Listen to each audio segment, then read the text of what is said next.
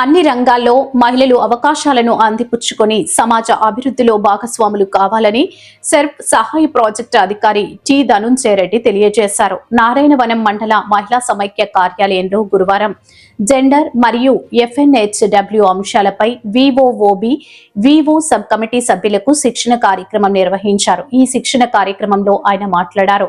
ఈ కార్యక్రమంలో APM T Dhanunjaya Reddy, CCలు అరుణ్ కుమార్, నిమ్మి, నాగేంద్రరావు, రాజేశ్వరి, MS అధ్యక్షులు రామ తులసి, కోశాధికారి జ్యోతి, అకౌంటెంట్ మల్లిక, VOAలు, VO అధ్యక్షులు, సబ్ కమిటీ మెంబర్లు పాల్గొన్నారు. అందరికీ నమస్కారం. ఈరోజు జెండర్ మరియు FNHW శిక్షణ సమావేశానికి హాజరైన VO సబ్ కమిటీ మెంబర్లకు, VO అధ్యక్షులకి, VOAలకి స్వాగతం. మీరందరూ తప్పనిసరిగా గ్రామ సంఘం పరిధిలోను, చిన్న సంఘాల పరిధిలోను మహిళల యొక్క జెండర్ సమానత్వం సాధించేందుకు పూర్తిగా సన్నద్ధం కావాల్సిన అవసరం ఉంది. దాంతోపాటు FNHW కార్యక్రమాలు ఏవైతే ఉన్నాయో వాటిలో మార్పు తీసుకొని వచ్చేందుకు ప్రతి ఒక్కటి దాంట్లో అన్ని అంశాలను తెలియచుకొని ఈ శిక్షణా కార్యక్రమంలో మీ గ్రామంలోనూ, మీ సంఘంలోనూ, మీ కుటుంబంలోనూ తప్పనిసరిగా జెండర్ సమానత్వం సాధించే విధంగాను, అదేవిధంగా పూర్తిగా FNHW కార్యక్రమాలు ఏవైతే ఉన్నాయో వాటిలో మీ పరివర్తనలో మార్పు తీసుకొని వచ్చే విధంగా ప్రతి కుటుంబంలోనూ ప్రతి మహిళ మేల్కొనవలసిన అవసరం ఉంది.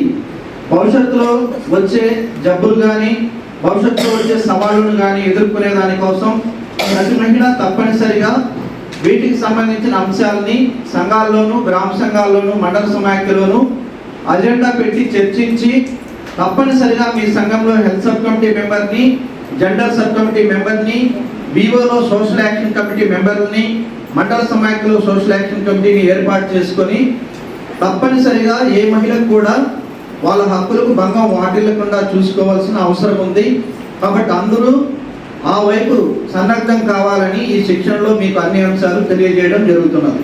కాబట్టి ఈ అంశాలను తెలియజేసిన వాటి అన్నీ కూడా తప్పనిసరిగా మీ VOలో, SHGలో ఏ సభ్యురానికి ఏ ఇబ్బంది వచ్చినా వాటిని అధిగమించే విధంగా అన్ని అంశాలు వాళ్ళు తెలుసుకునే విధంగా మీరు తెలియపరచండి.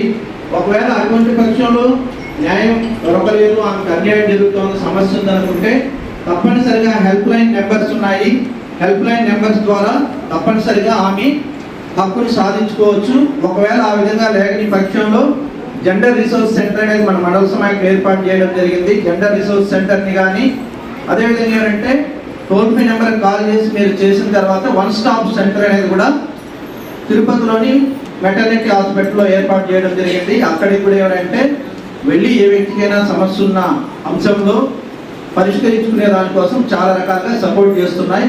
అదేవిధంగా ICDS, హెల్త్, పంచాయతీరాజ్ డిపార్ట్మెంటు అన్నీ కలిసి సంయుక్తంగా ప్రతి మహిళకు గౌరవప్రదంగా జీవించే అవకాశాన్ని ఎవరంటే ఇస్తూ ప్రతి ఒక్కరు కూడా ఈ అంశాల్లో చాలా మెలకువలు పాటించి పిల్లల నుంచి పెద్దల వరకు అదేవిధంగా గ్రామంలో జరుగుతున్న అసాంఘిక కార్యక్రమాలను నిర్మూలించే విధంగా డ్రగ్స్ కానీ లేదంటే చెడు అలవాట్లు కానీ నిర్మూలించే విధంగా సన్నద్ధమయ్యి మహిళలకు శక్తి యాప్ అనేది కూడా ఒకటి ఇప్పుడు ప్రభుత్వం ఏర్పాటు చేసింది. దాన్ని కూడా సక్రమంగా ఉపయోగించుకొని ఎవరు కూడా ఎటువంటి ఇబ్బందికి గురి కాకుండా అందరూ సంపూర్ణంగా ఆరోగ్యంగా ఆనందంగా మీ కుటుంబాల్లో ఉండాలనే విధంగా అందరినీ ఏమంటే సమాయత్తం చేయడం జరుగుతోంది.